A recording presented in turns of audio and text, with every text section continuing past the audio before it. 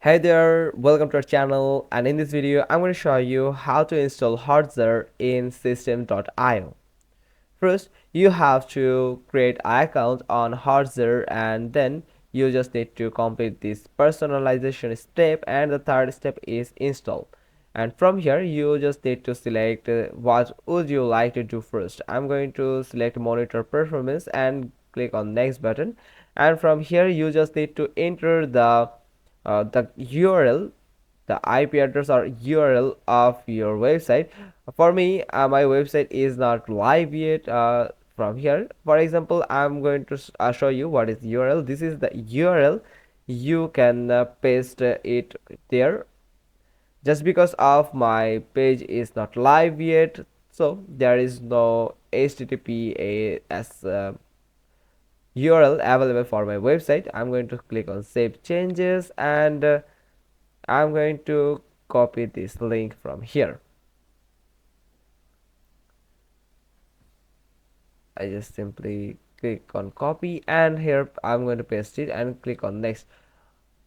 And here discover how your users really feel. I just need to make a comfort zone for my viewers or the traffic. Here you can select the low score level, high score level, then you can create NPS survey. uh, for now I'm going to skip it. Now get direct user feedback. You can add this type of feedback bar in your website. I'm going to agree with this, and from here in this get set up section you will find a code.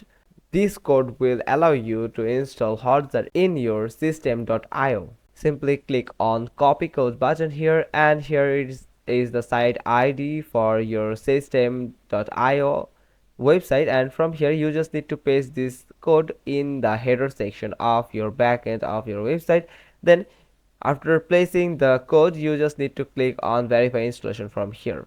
For example, go to settings, and here at the bottom you will find this option enter header code, and here you can just paste the code.